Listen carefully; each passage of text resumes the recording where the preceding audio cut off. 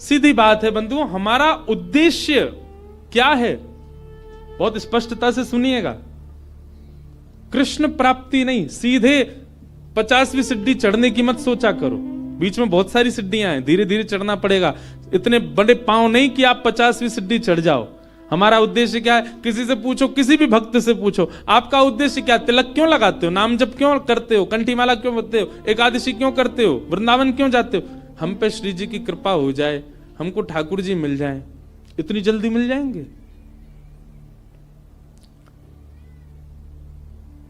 जैसे आप किसी मार्ग पर जाते हैं, जैसे मान लीजिए कि आप ऋषिकेश में बैठे हैं, तो निश्चित है कि बद्रीनाथ ही आते हैं बार बार। बद्रीनाथ जा रहे हो तो ऋषिकेश से आपका उद्देश्य बद्रीनाथ जाना ही है, पर बीच में कई ऐसे शहर पड़ेंगे, अगर आप कहीं भटकोगे तो आप उन शहरों का नाम पूछोगे, ना कि सीधा बद्रीनाथ। 300 किलोमीटर दूर का नाम थोड़ी लोगे। यहां से चलते समय आप पूछोगे भैया शिवपुरी कितना दूर रह गया? शिवपुरी वहां जाओ, आगे से मुड़ोगे और शिवपुरी आ जाएगा। उससे आगे जाओ, श्रीनगर कितनी दूर है? ये देवप्रयाग कितना दूर है? यहां है देवप्रयाग। वहां के लिए रास्ता कैसे? आपके पड़ाव धीरे धीरे आगे बढ़ते हैं, सीधे ही बद्रीनाथ नहीं पहुंचा जाता। सनई सनई है। वैष्णव का पहला पड़ाव होना चाहिए प्रेम। किस लिए भजन कर रहा है? किस लिए कथा सुन रहा है? किस लिए वृंदावन जा रहा है? किस लिए गंगा जी का आश्रय ले रहा है? किस लिए कंठी पहनता है? किस लिए एकादशी करता है? मैं प्रेमी बनूं। पहले प्रेमी तो बनूं। पहला पड़ाव उसका प्रेम होना चाहिए। प्रेमी बनने का स्वभाव क्या? उसकी दृष्टि बदल जाए। अब वो सबको देख करके मुस्कुराता ही है। मैं ऐसे ऐसे प्रेमियों को भी जानता हूं जो किंचित बात विरह की सुन लें तो नेत्रों से आंसू गिरने लग जाते हैं। प्रेमी का इस स्वरूप हो जाता है कि उस बहुत जल्दी भाव में आ जाएगा, बहुत जल्दी भावुक हो जाएगा। हम होते हैं, हमारे आगे तो व्यक्ति गंगा जी में कूद जाए तो हमको विरह नहीं होता। प्रेमी व्यक्ति कैसा होगा? किंचित कोई भाव ऐसा देख लेगा ना, बहुत छोटा सा, कोई व्याकुल बैठा है, उस व्याकुलता को देख करके वो विरह में आ जाएगा। ये होता है प्रेमी का स्वरूप। आधुनिक भाषा में उसको कह देते हैं ये बहुत इमोशनल है, बहुत जल्दी इमोशनल हो जाता, बहुत जल्दी भावुक हो जाता है। संसार को देख करके भावुक हो रहा है। एक बात बताएं, भावुक व्यक्ति प्रेमी बहुत जल्दी बन सकता है। अगर किसी के अंदर भावुकता बहुत ज्यादा है ना, तो एक प्रकार से वो ये समझ ले कि उसको कई सीढ़ियां पहले से चढ़ा हुआ है। वो भावुक व्यक्ति बस प्रेम की ओर बढ़ जाए, प्रेमी और बन जाए, और अधिक प्रेम हो जाए, और वही प्रेम वृंदावन चंद से हो जाए उसका।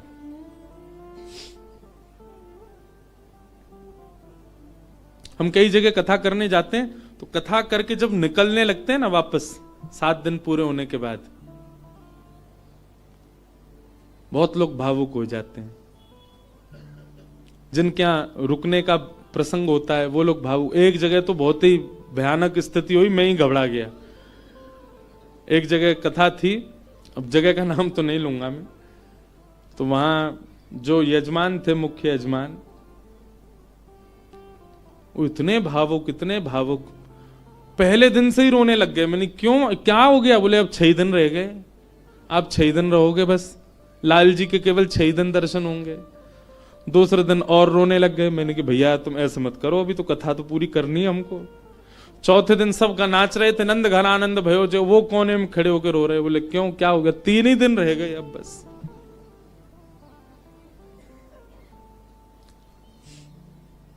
जिस दिन विश्राम दिवस था, मैं तो बहुत घबरा रहा था। मैंने आज क्या होगा, वो पहले दिन से ही रो रहे हैं।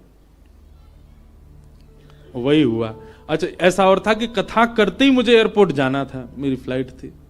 कथा भी मैंने सुबह सुबह की थी 7 बजे से।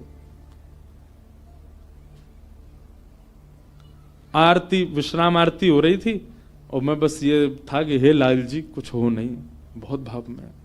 वही हुआ। आरती करते करते दोनों, पहले तो उनकी गृहिणी मूर्छित होकर गिर पड़ी, बेहोश ही हो गई, और फिर जो उनके पतिदेव थे उनको देख के वो भी हो गए।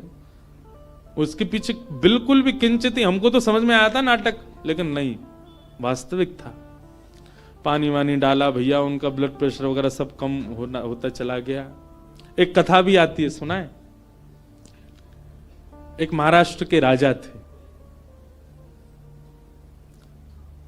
उन राजा का एक ही बात उसके मन में चलती थी कि मेरे नगर में कोई साधु आ जाए, मेरे नगर में कोई संत आ जाए, मेरे नगर में कोई भक्त आ जाए।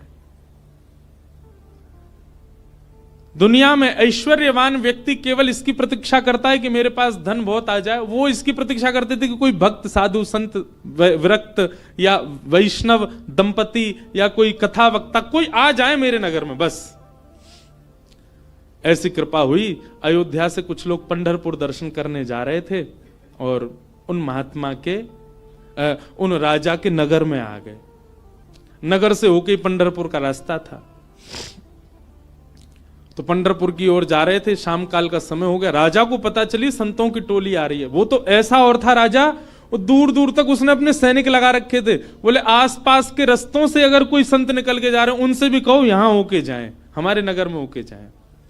ऐसी भगवत प्रीति, भक्त प्रीति भी सबके हृदय में नहीं होती।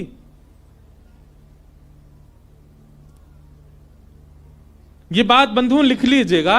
जिस दिन हरि प्रिय आपको प्रिय लगने लग जाए, समझ जाना आप हरि से आप हरि के प्रिय होते जा रहे हो।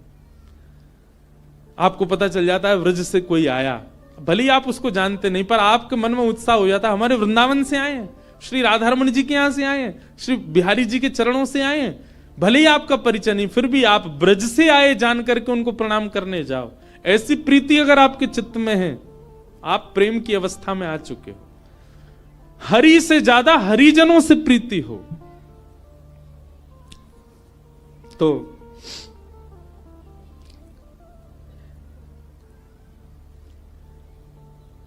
अयोध्या से संतों की टोली आई। रात में राजा ने खूब सुंदर उनका स्वागत किया, सबके लिए बढ़िया शिविर बनवाए, बढ़िया सबके लिए भोजन की व्यवस्था करी।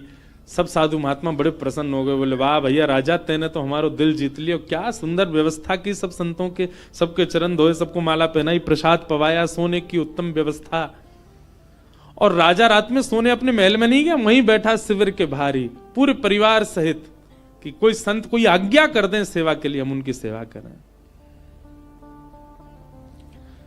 संतों ने दूसरे दिन उठ करके राजा से कहा, देखो हम तुम्हारी सेवा से इतने प्रसन्न हैं कि हम सबके मन में आया कि हम कम से कम 5 दिन तो यहां रुकें।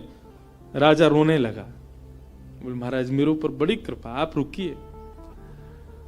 5 दिन पूर्ण हुए। सब संत बोले भैया हमको पंढरपुर जाना है, अब आप हमको आज्ञा दो। राजा बोला भगवान मैं अपनी एक बात निवेदित करूं। बोले क्या? 5 दिन बाद रामनवमी है, श्री राम जी का अद्भुत उत्सव है, आप लोग सब यहीं रुक जाएं, 5 दिन और रामनवमी करके चले जाएं। संत बोले भाई क्या बुराई है, इतनी अच्छी व्यवस्था राजा कर ही रहे हैं, वहीं बढ़िया कीर्तन भजन होने दो, सत्संग होने दो। 5 दिन रुक गए, सबने रामनवमी करी, अभिषेक किया राम जी का। रामनवमी पूर्ण करके सब अगले दिन संत महापुरुष बोले अब हमको आज्ञा दो, हम लोग सब चलें पंढरपुर। बोले महाराज नेक और रुक जाओ, हनुमान जयंती और आ रही है, हनुमान जन्मोत्सव, आप सब लोग रुके रहेंगे तो आप सबके सानिध्य में, हमको तो कुछ आता नहीं, हम हनुमान जी का जन्मोत्सव करेंगे। अब वो सेवा इतनी अच्छी कर रखी थी कि कुछ संत तो बेचारे उसके पक्ष में रहते थे, बोले रुक ही जाओ, बढ़िया व्यवस्था तो करी रखी है। रुक गए, हनुमान जन्मोत्सव तक सब लोग रुक गए। सब लोगों ने हनुमान जी का जन्मोत्सव मनाया। संत महापुरुष कहने लगे, बोले भैया अब हमको आज्ञा दे दो, अब हम लोग चलें। बोले महाराज उसके बाद में फिर कोई और उत्सव आ रहा था 15 दिन बाद, उसका नाम ले दिया। बोले वो किए बिना तो आप कैसे जाओगे, कहां आपको व्यवस्था ही नहीं मिलेगी, मेरे यहां हो जाएगा। 15 दिन और रुक गए, फिर जाने लग गए। बोले महाराज गंगा दशहरा आने वाला है, आप सब लोग कहां, गंगा जी तो मिलेंगे, मैं गंगा जल मंगवाऊंगा ना अपने सैनिकों को भेज करके, यहीं आप सब लोगों के लिए सूक्ष्म गंगा प्रकट करवा दूंगा। फिर रुक गए, गंगा दशहरा हो गए।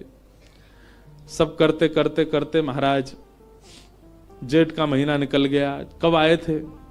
रामनवमी पे आए थे, तब से जेठ आ गई। जेठ के बाद अब फिर जन्माष्टमी राधाष्टमी के उत्सव आ गए। वो उत्सवों के बहाने दे दे करके संतों को रोक लें।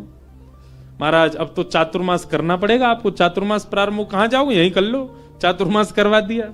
चातुर्मास के बाद अब कार्तिक का महीना आ गया, कार्तिक में तो मैं जाने नहीं दूंगा आप लोगों को। दिवाली होली ये तो यहीं करनी पड़े, होली आ रही है, होली पे तो सब संग रहेंगे। करते करते फिर से रामनवमी आ गई। संत जनों ने चरण पकड़े, बोले राजन अब तो जान दो हम। संत तो राजा बोले एक काम करो, क्या बाल भोग करके चले जाओ, कुछ नहीं तो सुबह का बाल भोग तो ले लीजिए। बोले ठीक है। अब बाल भोग भाग पा करके तैयार हुए ही थे, बोले बाल भोग पा लिया सब। बोले देखे ना कढ़ाई चढ़ गई है, राजभोग बनना है, राजभोग तो पा जाओ। संत बोले जो नहीं हिलने देगा हमको। बोले देखो ये सब अनादर हो जाएगा, इतनी पूड़ी कचौड़ी सब्जी बन रही है, इनको तो पा जाओ। यहां राजभोग पाने लगे, एक संत ने घूम के देखा तो वहां रात के ब्यारू भोग भी बनने शुरू हो गए थे। बोले ब्यारू करके जाने देगा। अंत तो गत्वा उस राजा की स्थिति ऐसी हो गई, जब संत लोग हट में आ गए कि नहीं हम तो जाएंगे, राजा के यहां से उस क्षेत्र से जैसे ही बाहर निकले, तब तक तो राजा रो रहा था, संतों के जाते ही राजा अचेत हो गया, प्राण निकल गए उसके। मैं संतों के बगैर कैसे रहूं, हम इस स्थिति में हम तो कभी आ ही नहीं सकते। खैर सुन लीजिए बस, हमारे यहां तो 4 दिन रुक जाए तो कब जाएंगे ये बला, बैठ गए हमारे घर में आके। सब तरीके के लोग होते हैं। अब तो लोग हमको बहुत प्रेम करने लग गए, जब हमको कोई जानता नहीं था तब हमने भी ऐसे घरों में रुके हैं। पर सत्य बात है बंधुओं, ठाकुर जी से प्रेम तो सबको हो जाता है, पर हरिजनों से जिसको प्रेम हो जाए, समझ जाओ कि उसको ठाकुर जी से, वो अब प्रेम की अवस्था में आ चुका है। जिसको हरिजन प्रिय लगने लग जाए, हरि के जन प्रिय लगने लग जाए। आप लोग किया करो, कभी एयरपोर्ट, रेलवे स्टेशन, कभी अनजान स्थान पर कोई तिलक मात्र लगाया घूम रहा हो, उसको भी जय सिया राम, जय श्री कृष्ण।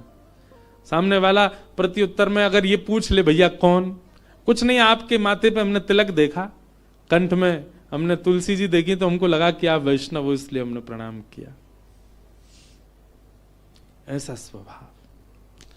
तो प्रथम गंतव्य ठाकुर जी नहीं होने चाहिए, पहला गंतव्य प्रेम होना चाहिए।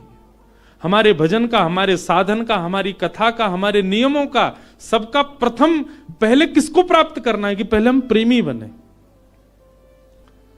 पहले ठाकुर जी नहीं, पहले ठाकुर जी के लायक बनो, और फिर जब लायक बन जाओगे, ठाकुर जी को कभी अपने केंद्र बिंदु में मत रखो। एक बात बहुत ध्यान से सुनो,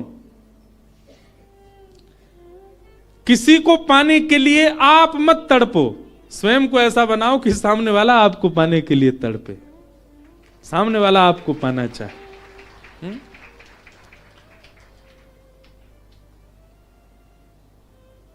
पिक्चरों में ऐसे दिखाते हैं ना कि कोई प्रेम करता था किसी कन्या से और उसको सीधे तो पानी पाया, तो खुद इतना बढ़िया पढ़ लिख करके बड़ा मजिस्ट्रेट बन गया महाराज, आगे पुलिस पीछे पुलिस, अब वो छोरी डोल रही है वाकू पावे को, इससे मेरा ब्याह हो। ठीक वैसे ही ये बात शास्त्रीय है कि ठाकुर जी को पाने के लिए आप केंद्र बिंदु ठाकुर जी को मत रखो चित्त में कि उनको मुझे प्राप्त करना है। ठाकुर जी को जो जो प्रिय है वो सारे गुण मेरे भीतर आ जाएं ताकि ठाकुर जी को मैं प्रिय लगूं। आप पीछे मत पड़ो उनके, स्वयं को ऐसा बनाओ कि ठाकुर जी पीछे पड़े आपके। श्रीमद् वल्लभाचार्य जी के चरित्र में आता है कि, बहुत ध्यान से सुनिएगा, श्रीनाथ जी जब प्रकट हुए ना, तो पहले श्रीनाथ जी की भुजा प्रकट हुई, और भुजा प्रकट होने के बाद में सद्दू पानी की गैया रोज जाती थी, अपना संपूर्ण दुग्ध वहीं बहा करके आ जाती थी। तो सद्दू पानी ने देखा मेरी गैया कहां जाती है, जाकर के देखा तो गिरिराज शिला में केवल भुजा निकली हुई है। सद्दू पानी ने जब पूरा बाहर निकाला तो श्रीनाथ जी प्रकट हो गए इसी कलिकाल में।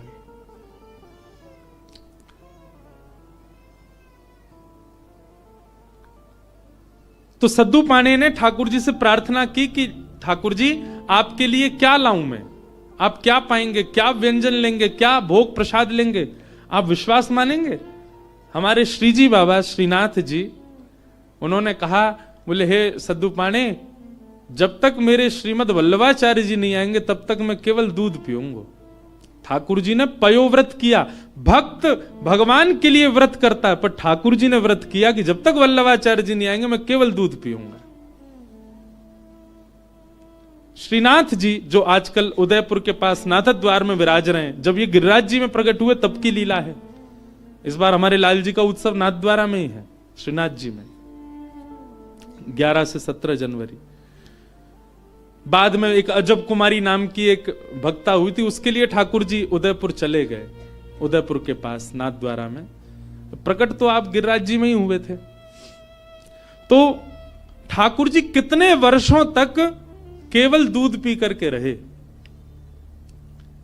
एक दिन अपनी समस्त शिष्य मंडलियों के साथ श्रीमद वल्लभाचार्य जी महाराज जब गोवर्धन पधारे, पूरे ब्रज में हल्ला हो गया, कोई बहुत बड़े आचार्य आए हैं। बोले नाम क्या? बोले वल्लभाचार्य। जब ये नाम सद्दू पाणे के कान में पड़ा, ब्रजवासी सद्दू पाणे दौड़े दौड़े गए और वल्लभाचार्य जी के चरणों में निवेदन करके रोने लगे। वल्लभाचार्य जी बोले रो क्यों रहे हो? बोले नाथ, भक्त को व्रत करते देखा है मैंने, पर इस जन्म में मैंने भगवान को व्रत करते हुए भी देखा है। हमारे इस गिरी कंदरा से साक्षात गोवर्धन नाथ जी का स्वरूप श्रीनाथ जी प्रकट हुए। मेरी गैया को दूध नित्य पियो करते, मैंने उनसे निवेदन किया कि आपको कहा भोग धराऊं। समोसे बोले मैं तो दूध ही पीऊंगा। मैंने कि कब तक दूध पियोगे? बोले जब तक वल्लभाचार्य जी नहीं आएंगे तब तक दूध ही पीऊंगा। भक्त ठाकुर की प्रतीक्षा करे ये तो सुनोगे हो, पर ठाकुर भक्त की प्रतीक्षा कर रहे हैं। हे नाथ, मेरी आपसे प्रार्थना, जल्दी मिलो ठाकुर जी से और जल्दी अन्न पवाओ ठाकुर जी को। श्रीमद वल्लभाचार्य, आप सबने चित्र देखा होगा निश्चित ही, अगर कोई श्रीनाथ जी से या हमारे गोवर्धन नाथ जी से परिचित है, वल्लभाचार्य जी के भाव में है। सद्दू पाणे ने आवाज लगाई, लालन, हे श्री जी बाबा देखो श्रीमद वल्लभाचार्य पधारे हैं। और ऊपर से नन्हे से गोपाल जी, 4 वर्ष की अवस्था के गोपाल जी, 2-4 दतुइयां निकली हैं बस, गोल मटोल लाला, घुंघराले केश हैं, वही श्रीनाथ जी। ऊपर गिरी कंदरा से नीचे देखते हैं श्रीमद वल्लभाचार्य जी को, वल्लभाचार्य जी ऊपर देखते हैं ठाकुर जी को, और दौड़े वहां से ठाकुर जी, यहां से वल्लभाचार्य जी, और मध्य गोवर्धन में दोनों ने गाढ़ आलिंगन किया एक दूसरे का। ये चित्र देखा होगा आपने वल्लभाचार्य जी, और नहीं देखा हो तो गूगल पे देखना, वल्लभाचार्य जी श्रीनाथ जी मिलन पिक्चर, ऐसे ठाकुर जी ने आलिंगन कर रखा वल्लभाचार्य जी को, नेत्रों से आंसू गिर रहे हैं। वल्लभाचार्य जी बोले ठाकुर जी आप क्यों इतने श्रम में रहे, कुछ पाया नहीं? तो वल्लभाचार्य जी महाराज ने अन्नकूट बनवाया ठाकुर जी के लिए, 56 भोग तैयार करवाए, और श्री जतिपुरा में, गोवर्धन के जतिपुरा में, वहां श्रीमद वल्लभाचार्य जी ने श्रीनाथ जी का अन्नकूट किया, 56 भोग पवाए, ठाकुर जी का अन्नप्राशन हुआ। मतलब इतने वर्ष बाद ठाकुर जी ने अपना पयोव्रत, दूध का जो व्रत था वो छोड़ के अन्न ग्रहण किया। किसके लिए? अपने एक भक्त के लिए। तो भैया केंद्र बिंदु में ठाकुर जी नहीं, केंद्र बिंदु में प्रेम लाओ। आपके केंद्र बिंदु में प्रेम आ गया और प्रेम आपके चित्त में आ गया तो आप ठाकुर जी के केंद्र बिंदु में रहोगे, ना कि ठाकुर जी आपके केंद्र बिंदु में। स्वयं को निर्माण ऐसो करो, कथा सुन के, संत संग करके, सत्संग करके, वैष्णव संग करके, भजन करके, कीर्तन करके, कि ठाकुर जी आपकी प्राप्ति के लिए विचरण कर रहे हैं, कि जे मोह को मिले कैसे भी।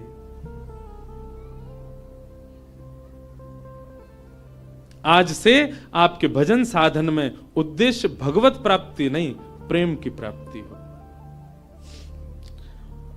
कि भवतानुदित प्रायम यशो भगवतो मलम ये नैवासौ न तुष्येत मन्ये तद्दर्शनम खिलम। नारद जी महाराज वेद व्यास जी से कहते हैं, व्यास जी आपने भागवत जी की रचना की, उसमें ज्ञान, उसमें वैराग्य, उसमें सब कुछ आपने प्रस्तुत किया, पर आपने प्रेम को नहीं प्रस्तुत किया, इसलिए आपका हृदय अशांत है। आपके ग्रंथों को, पुराणों को सुनकर के व्यक्ति धार्मिक बन जाएगा, व्यक्ति वैरागी बन जाएगा, पर आपके ग्रंथों को पढ़ के व्यक्ति प्रेमी नहीं बन पाएगा।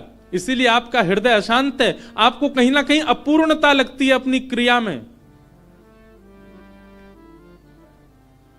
इसलिए मेरी प्रार्थना कि अब आप ठाकुर जी के प्रेम स्वभाव का वर्णन करो, जिससे पढ़ने वाला व्यक्ति प्रेमी बन सके। वेद व्यास जी महाराज ने निवेदन किया, उसके लिए मुझे क्या करना पड़ेगा? बोले समाधि लगा करके भगवान के प्रेम स्वरूप का चिंतन करो।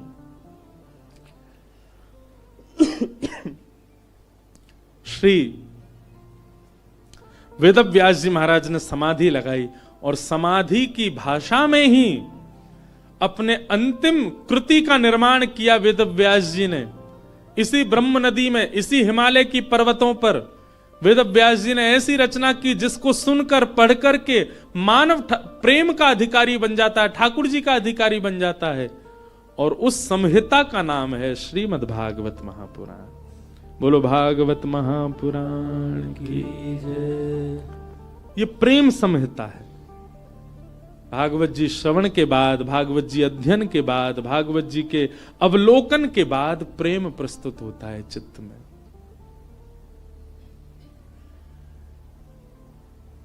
प्रेम। वेद व्यास जी महाराज ने उस प्रेम का भाव लिखा, वही भागवत है। बंधुओं, आपको अगर अपनी कृति से, कई लोगों को अपने जीवन से भी बहुत अपूर्णता का अनुभव होता है। हम आपको एक बात बता रहे हैं, बहुत सावधानी से सुनो। अपने कर्म से, अपने जीवन से, अपने संबंध से कई लोगों का मन बहुत जल्दी उचट जाता है। कई लोगों को अपना जीवन भी अच्छा नहीं लगता। क्यों? केवल प्रेम नहीं है आपके जीवन में। आप भागवत जी का आश्रय लीजिए और भागवत जी का आश्रय लेकर के आप प्रेम जीवन में ले आइए, आपको सब कुछ अच्छा लगने लगेगा। एक बात बता रहे हैं, प्रेमी व्यक्ति का स्वभाव ऐसा हो जाता है कि वो अव्यवस्था में भी प्रसन्न रहने लगता है।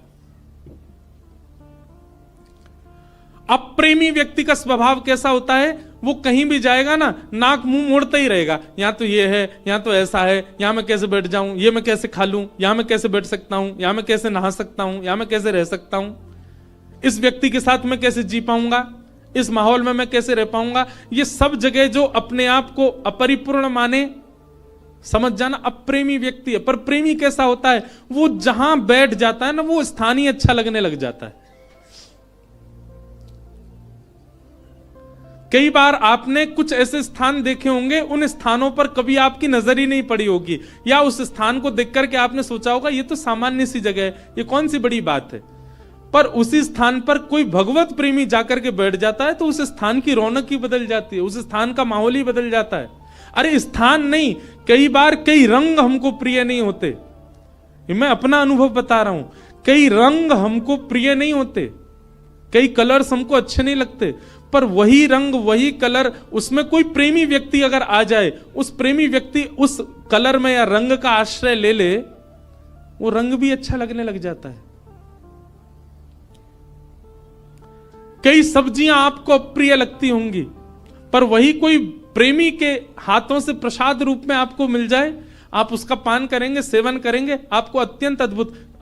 और अगर आपको अनुभव करना हो तो हम बता रहे हैं, अरबी की सब्जी हर कोई नहीं पा सकता, इतनी बढ़िया नहीं लगती। हमारी श्री जी को बहुत प्रिय है, किशोरी जी को बहुत प्रिय है, लाडली जी को अरबी का भोग लगता है। कभी जाइए राधाष्टमी के समय पर, या वैसे भी हमारे तटीय स्थान वृंदावन में अरबी की सब्जी बनती है। आप पे कृपा हो जाए, नहीं हो तो वहां किसी महात्मा से कह देना हमको थोड़ा प्रसाद दे दो, वो मधुकरी रूप में आपको अरबी देंगे, आप पाके देखना। सारे विश्व के जितने भी रस होंगे ना, वो सब रस फीके लगेंगे उसके आगे। क्यों? क्योंकि प्रेम स्थान पर वो निर्मित है, इसलिए उसका स्वाद अद्भुत हो जाता है। मैं कथा करता हूं, हमको राग रागनी आती नहीं, हम बस ऐसे गा लेते हैं, ये सब गुरुजन बैठे हैं, ये लोग जैसो बजा दें वैसो हम गा दें। कई राग ऐसे हैं, उनको पहले मैं जब सुनता था ना तो मेरा मन बड़ा उच्चाटित सा हो जाता था कि ये कैसे गाएंगे, ये तो बड़ा विचित्र सा राग है। आज वही राग में हम कथा भी कर देते हैं। क्यों?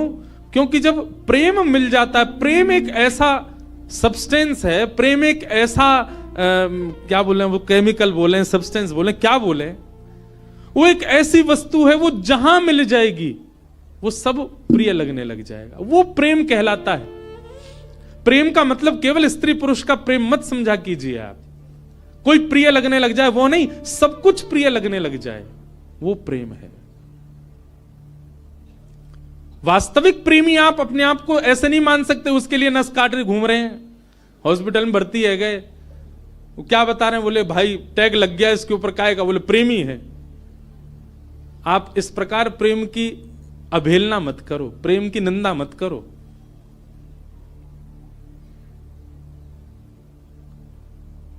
गंगा जी पे सब जगह चले जाओ, पहाड़ों में, नदियों में, सब जगह एक पॉइंट होता है, क्या इसको सुसाइड पॉइंट बोलते। क्यों?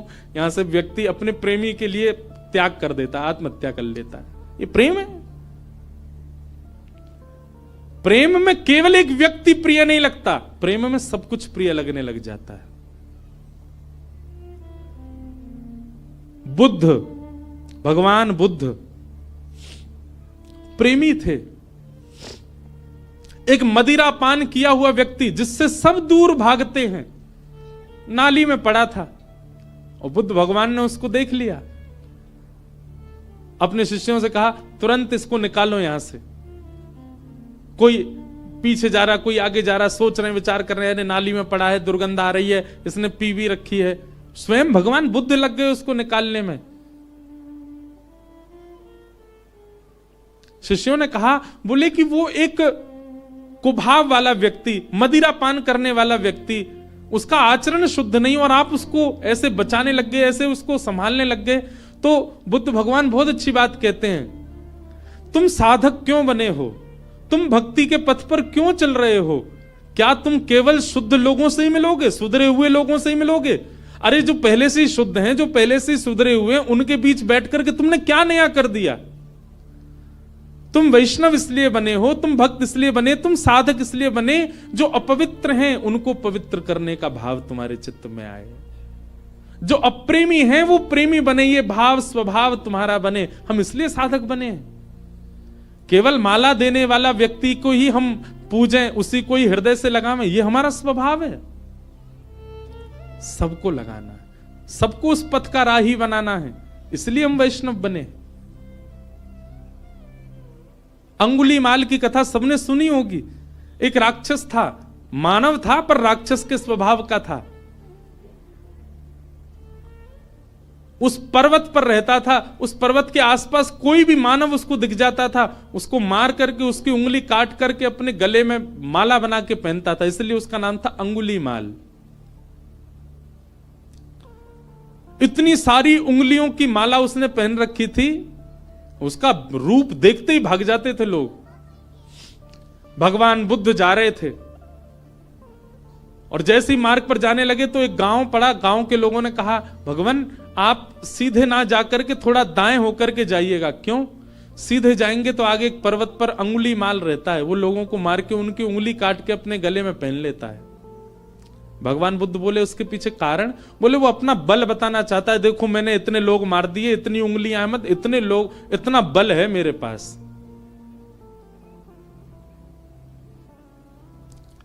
भगवान बुद्ध कहते हैं भय का बल नहीं होता, प्रेम का बल होता है।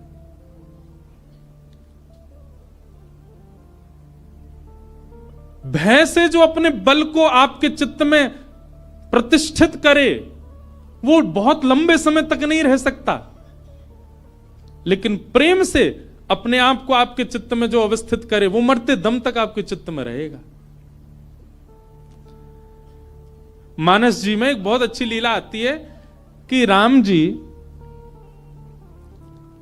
वन में विचरण करते थे और जब भूख लगती थी ना तो किसी के यहां से, किसी के घर से या किसी नगर से लक्ष्मण जी सामग्री ले आते थे, जानकी जी बनाती, राम जी पाते थे।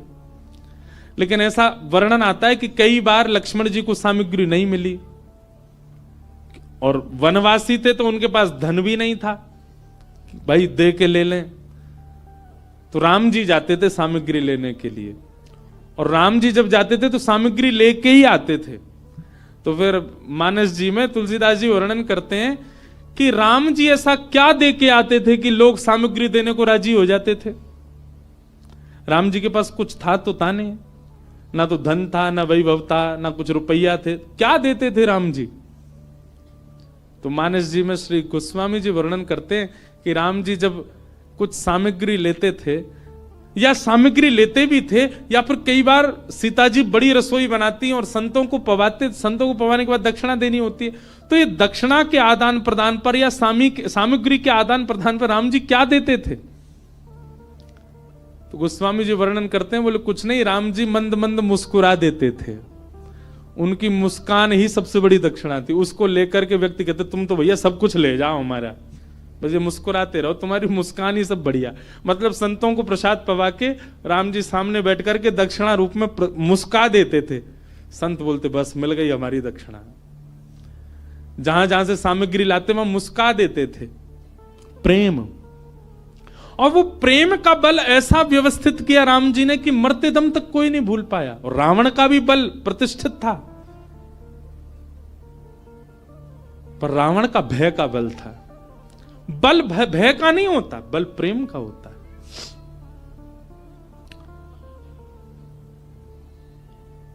बुद्ध भगवान चले गए उसी मार्ग पर जहां अंगुलीमाल था।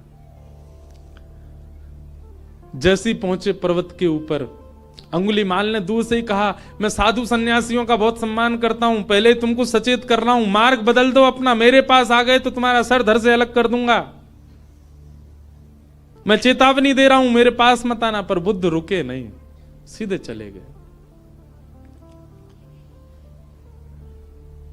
तुम जानते नहीं हो मुझे, क्यों चले आए हो मेरे पास। और क्रोध में भर के थोड़ा और चेतावनी देने के लिए अंगुलीमाल एक वृक्ष के नीचे खड़ा था, उस वृक्ष की डाल पकड़ करके जोर से खींच ली, डाल टूट गई। बुद्ध भगवान मंद मुस्काते सामने खड़े हो गए। अंगुलीमाल तुम देख नहीं रहे हो। अंगुलीमाल बोला तुम देख नहीं रहे हो मैं कितना बलवान हूं, और तुम चले आ रहे हो, मैं तुमको मना कर रहा हूं फिर भी रुक नहीं रहे हो।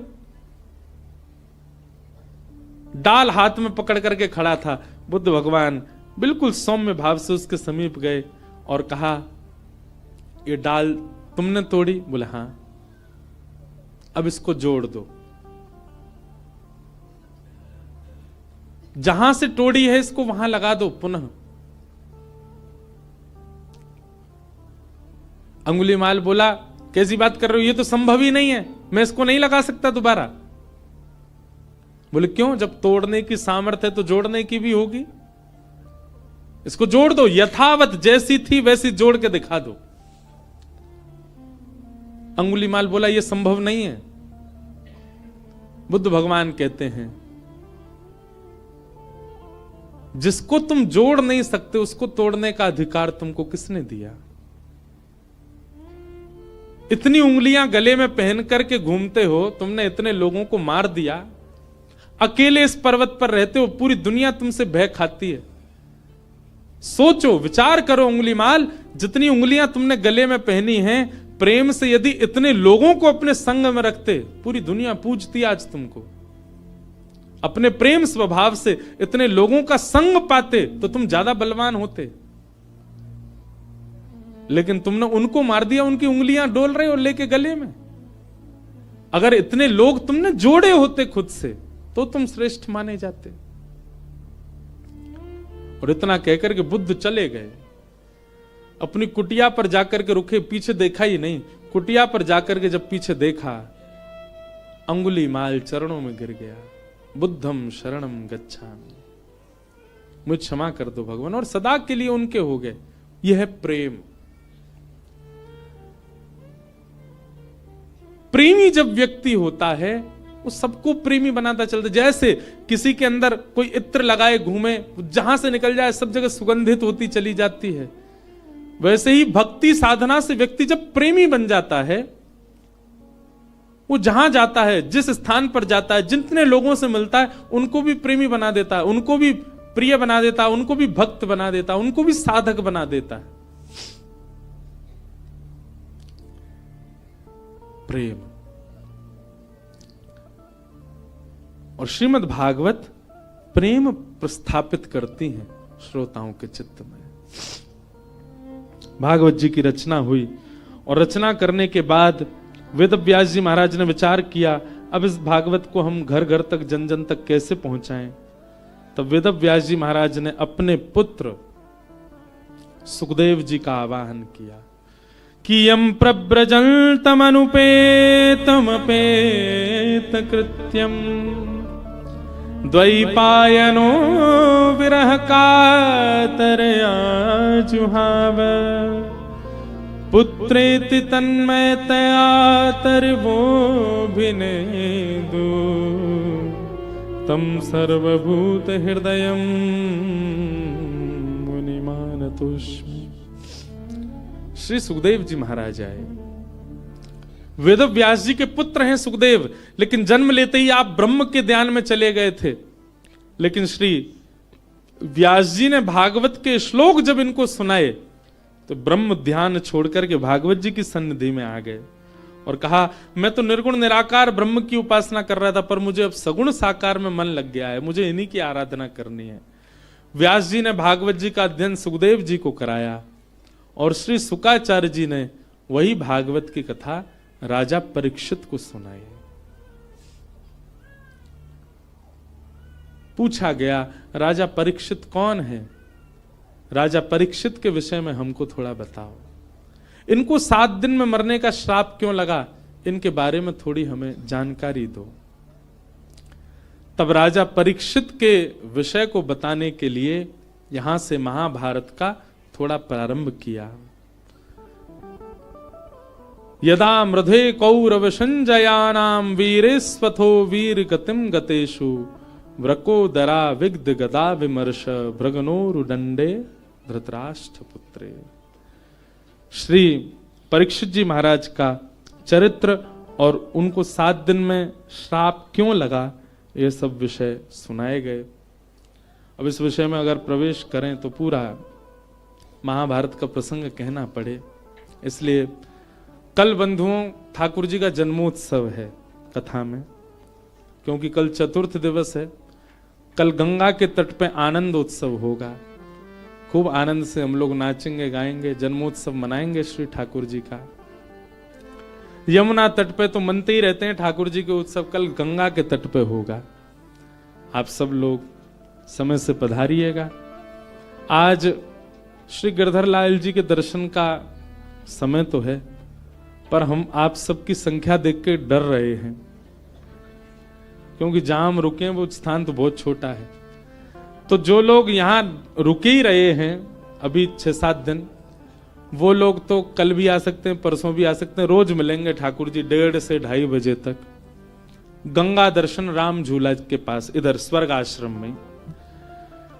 और जो लोग दूर दूर से आए बस वही आ जाना दर्शन करने। बाकी के जो लोग यहीं डटे हुए हैं उनके लिए तो लाल जी यहीं हैं, उनके लिए हम एक शाम का भी समय कल बता देंगे, तो वो लोग शाम को भी आ सकते हैं। इतनी संख्या में लोग आ जाएंगे तो फिर वो लाल जी हमारे डर नहीं जाएं, गंगा जी में गिरगिरा जाओगे, क्योंकि बगल में ही गंगा जी हैं। तो आप सब लोग बड़े भाव से पधारो। कल ठाकुर जी का जन्मोत्सव हम लोग कथा में मनाएंगे।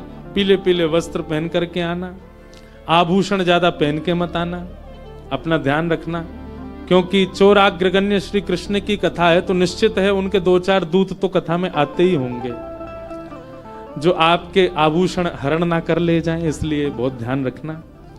श्यामा हृदय कमल सो प्रगट्यो, श्यामा हृदय कमल सो प्रगट्यो, श्यामा हृदय कमल सो प्रगट्यो, श्यामा हृदय कमल सो प्रगट्यो, और श्याम हृदय वृंदावन प्यारो वृंदावन, हे श्री वृंदावन मेरो वृंदावन। आज ये पद पूरा गाएंगे, जिनको याद हो संग गाइए। और सुनो भैया, जो लोग भी लाल जी के दर्शन करवे जामे, उनसे हमारी प्रार्थना, तुमको अपनी खुद की सौगंध है, हमारे लाल जी से कुछ संसार मत मांगियो, लाल जी से केवल एक ही बात मांगियो, हे लाल जी आप सदा प्रसन्न रहो, आप सदा आनंद में रहो, हम अपने कर्म भोग लेंगे, आप हमको कुछ मत दो। कुछ मांगना नहीं ठाकुर जी से, ठाकुर जी से केवल उनकी प्रसन्नता मांगिएगा। हे सब सुख सागर रूप उजागर, रहे वृंदावन धाम। सब सुख सागर रूप उजागर, रहे वृंदावन धाम। हे सब सुख सागर रूप उजागर, रहे वृंदावन धाम। सब सुख सागर रूप उजागर, रहे वृंदावन धाम। ओ रूप गोस्वामी प्रगट कियो जहाँ, रूप गोस्वामी प्रगट कियो, श्री रूप गोस्वामी प्रगट कियो जहाँ, रूप गोस्वामी प्रगट कियो, राधा गोविंद रूप निधान। वृंदावन प्यारो वृंदावन,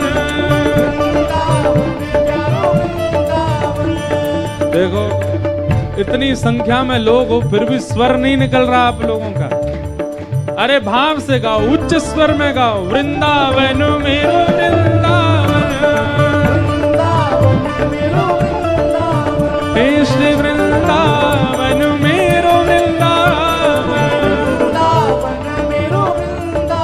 रूप गोस्वामी प्रगट कियो जहाँ, रूप गोस्वामी प्रगट कियो, राधा गोविंद रूप निधान। वृंदावन प्यारो वृंदावन, हे श्री वृंदावन मेरो वृंदावन।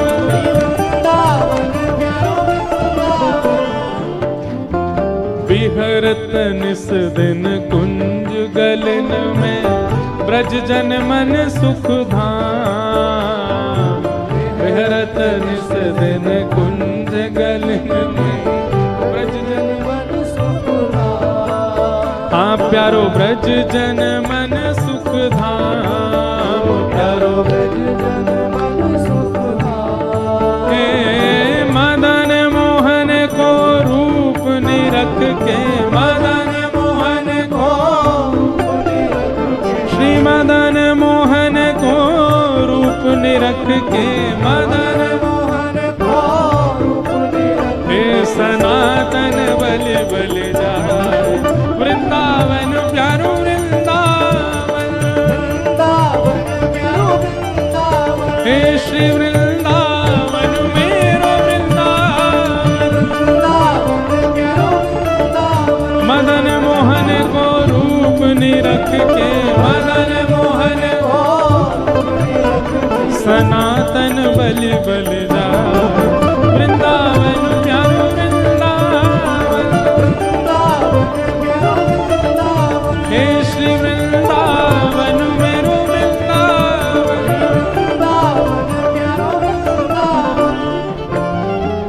गोपी ग्वाल सब ही और धारे, प्यारो गोपी नाम।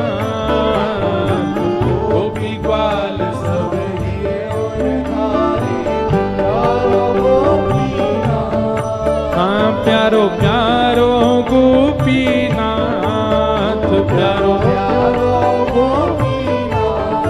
हे मधु पंडित जिन कंठ लगायो, मधु पंडित जिन कंठ लगायो, श्री मधु पंडित जिन कंठ लगायो।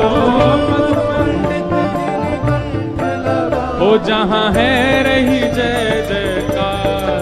वृंदावन मेरो वृंदावन, वृंदावन मेरो वृंदावन, हे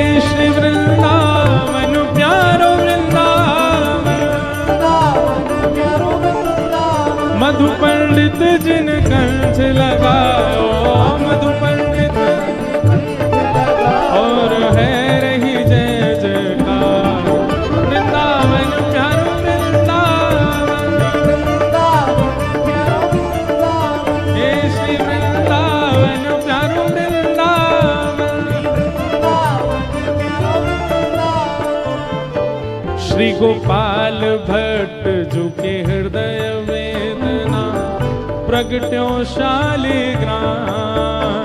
गोपाल भट्ट झुकी हृदय वेदना प्रगट्यो शालिग्राम।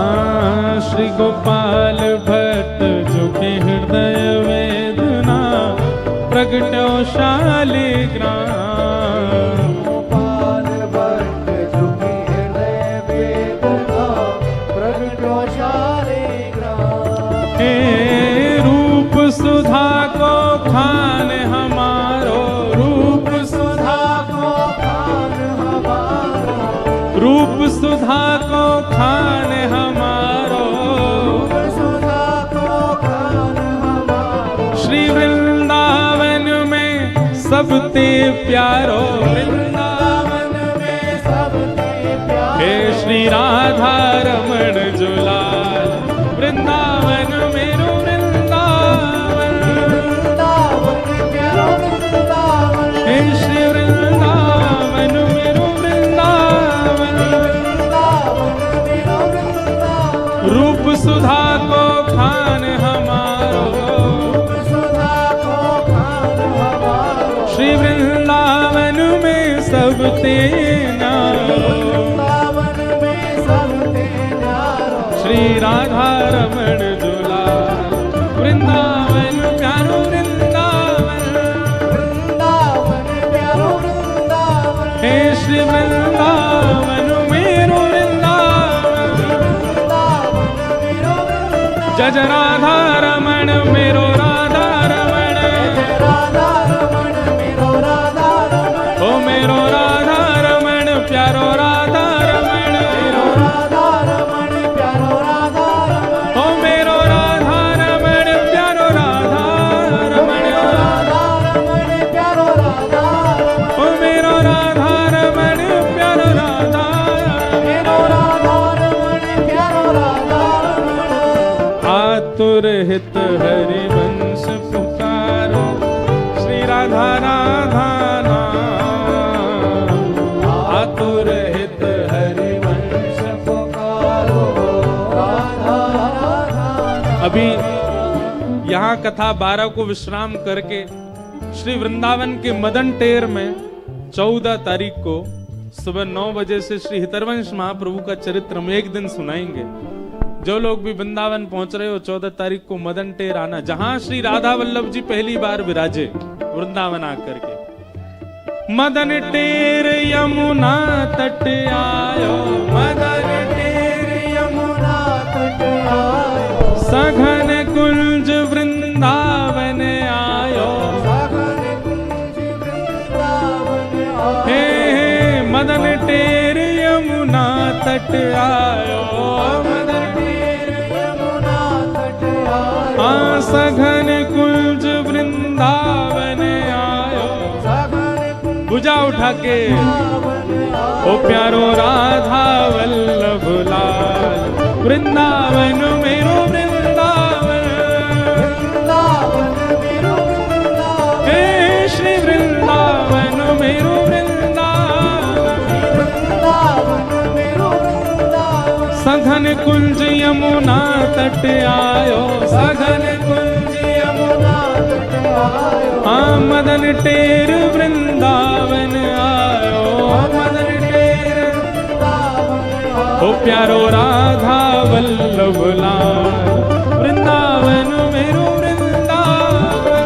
वृंदावन मेरो वृंदावन। हे श्री वृंदावन प्यारो वृंदावन। वृंदावन प्यारो वृंदावन। जुगल किशोर को लाड़ लड़ायो नवल कुंज ही अमान।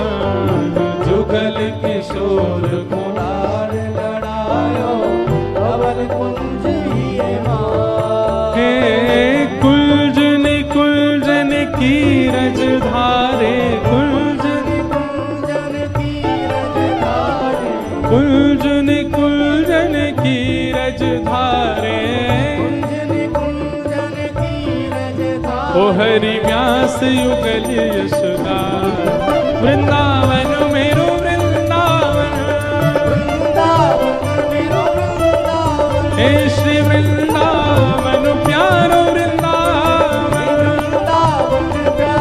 देखो वैसे तो अधिकतर सबको पता है कि हम लोग क्या गा रहे हैं, वृंदावन के 7 निधियों को प्रणाम कर रहे हैं। वैसे सबको पता है, जिनको नहीं पता हम उनको बता रहे हैं। हमारे वृंदावन के प्रथम ठाकुर कौन हैं? बोलो, श्री गोविंद देव। वृंदावन के दूसरे ठाकुर श्री मदन मोहन, तीसरे ठाकुर श्री गोपीनाथ, चौथे ठाकुर श्री राधा रमण, पांचवें ठाकुर श्री राधा वल्लभ और छठवें ठाकुर जिनको अभी हम गा रहे हैं श्री जुगल किशोर और 7वें ठाकुर श्री कुंज बिहारी लाल। तो इन 7 को हम प्रणाम कर, जिनको नहीं पता हम उनको बता रहे हैं। अभी जुगल किशोर जी को प्रणाम कर रहे हैं। कुंज निकुंजन की रजधारे, कुंज निकुंजन की रजधारे, हरि व्यास युगल यश गाए, वृंदावन मेरो वृंदावन, हे श्री वृंदावन प्यारो वृंदावन।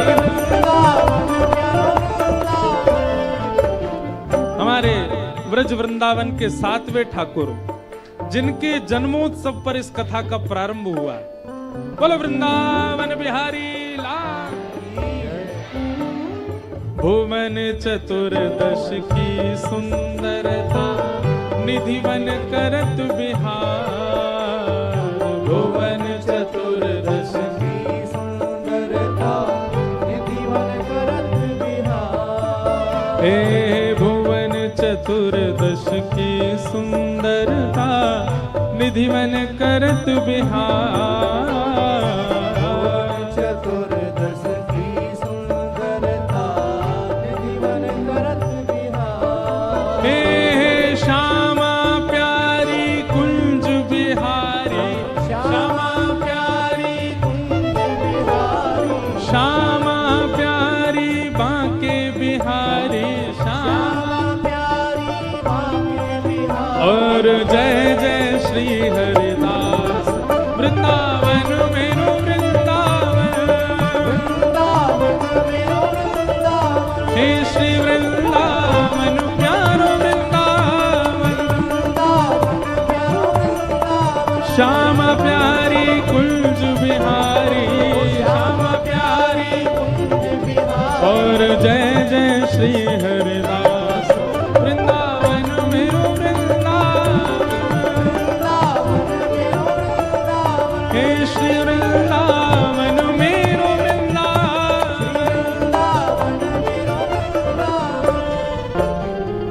जिनकी कृपा से यह रस प्रकट वृंदावन अभिराम, जिनकी कृपा से यह रस प्रकट वृंदावन अभिराम। हे जिनकी कृपा से यह रस प्रकट वृंदावन अभिराम, जिनकी कृपा से यह रस प्रकट वृंदावन अभिराम। हे सप्त निधिन को ही उजियारो, सप्त निधिन को ही उजियारो, यह आनंद करवावे वारो, यह आनंद करवावे वारो।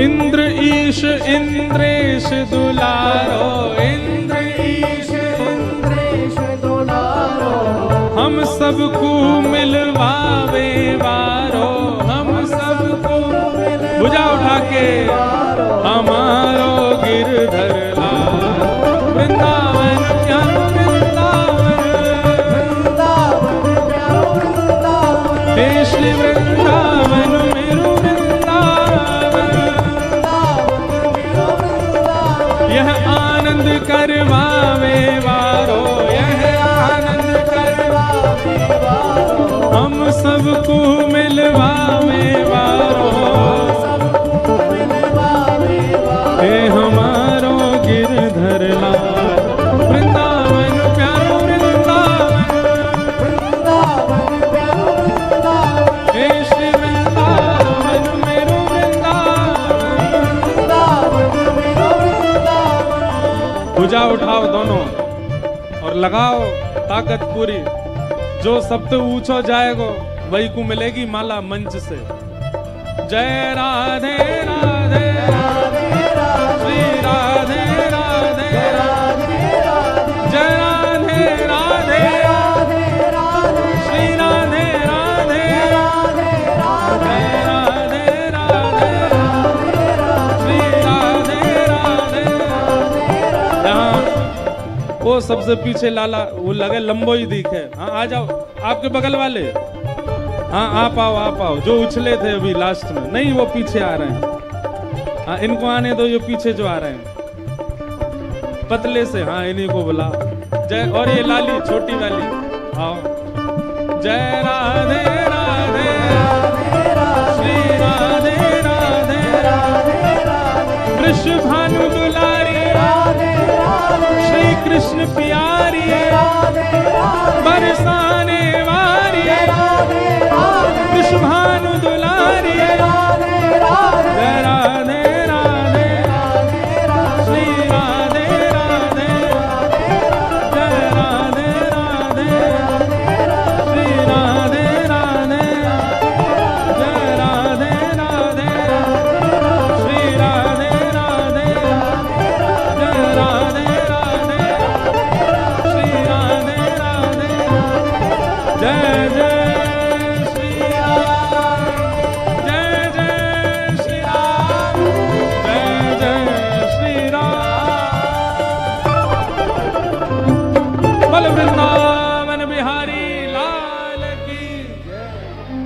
नेक जोड़ते बोलो गर्मी आवेगी। बोल वृंदावन बिहारी लाल की। श्री राधा रमण लाल की। श्री राधा वल्लभ लाल की। पूछरी के लौठा की हुक हुक प्यारे। क्या बात है बंसी वारे श्याम। नमः पार्वती पतये हर। बोल गंगा मैया की। आप सब लोगों को जय श्री कृष्ण। कल नंदोत्सव है, सब लोग 10 बजे यहाँ पधारो। कल ठाकुर जी का मंगल जन्म